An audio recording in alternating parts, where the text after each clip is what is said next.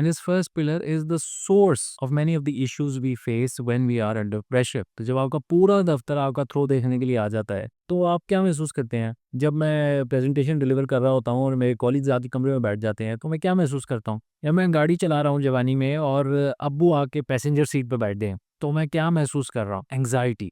Anxiety एक और emotional reaction है to the pressure that I feel in a situation. इसकी वजह से मुझे घबराहट होने लगी। एंग्जायटी दो तरह की होती, ट्रेट एंग्जायटी और स्टेट एंग्जायटी, और आपके भाई के पास दोनों है अल्हम्दुलिल्लाह। ट्रेट एंग्जायटी वो एंग्जायटी है जिसमें आप एक general level of anxiety feel करते हैं। आपकी ज़िंदगी एंग्शियसली गुजरती है, आप किसी भी नई सिचुएशन में जाते हैं तो आपको अजीब सा लगता है, आपको दावतों पे जाना अच्छा नहीं लगता, रोज़ सुबह दफ्तर के अंदर दाखिल होना आपके लिए एक मुश्किल प्रोसेस होता है। इसके बरक्स स्टेट एंग्जायटी वो एंग्जायटी है जो कुछ पर्टिकुलर सिचुएशंस में आती है। आप उस सिचुएशन में घबराहट महसूस करते हैं, प्रेशर महसूस करते हैं, और जब वो सिचुएशन गुजर जाती है तो आप रिलेटिवली कंफर्टेबल हो जाते हैं। स्टेट एंग्जायटी का एक और नाम परफॉर्मेंस एंग्जायटी भी है, and this is the type of anxiety that the pressure principle deals. अहम बात यह है कि स्टेट एंग्जायटी का ताल्लुक होता है एक खतरे की परसेप्शन से, और ये खतरा यूजुअली होता है नाकामी का। फिर मैंने शॉर्ट मिस कर दिया तो क्या होगा? अगर मैं प्रेजेंटेशन में फ्रीज कर गया तो क्या होगा? अगर इंटरव्यूअर ने मुझसे कोई ऐसा सवाल पूछ लिया जिसका जवाब मुझे नहीं पता तो क्या होगा?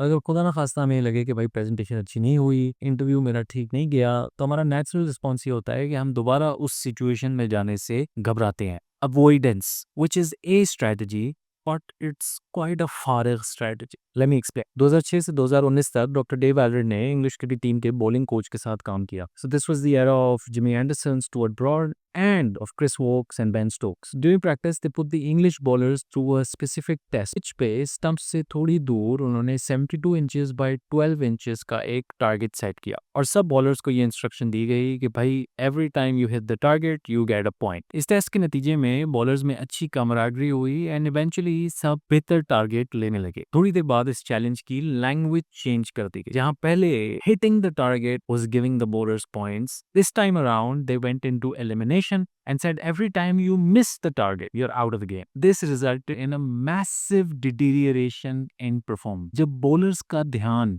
hitting the target से not missing the target पे गया, उनकी performance डिक्रीज कर गई, क्योंकि ज्यादातर बॉलर्स नेगेटिव आउटकम को अवॉइड करने की कोशिश कर रहे थे, तो naturally they were imagining the negative outcome, and when you imagine the negative outcome तो उसका इम्पैक्ट आपकी फिजियोलॉजी पे होता है। You tend to tense up, you tend to get more nervous. Result ये हुआ कि ज्यादातर बॉलर्स ने शॉर्ट बॉल्स डालना शुरू कर दिया। नर्वसनेस और टेंशन में आपकी बॉडी कर्ल अप कर जाती है, बॉलर्स का बॉलिंग आर्ट छोटा हो गया, and instead of hitting the target they started hitting the pitch much before.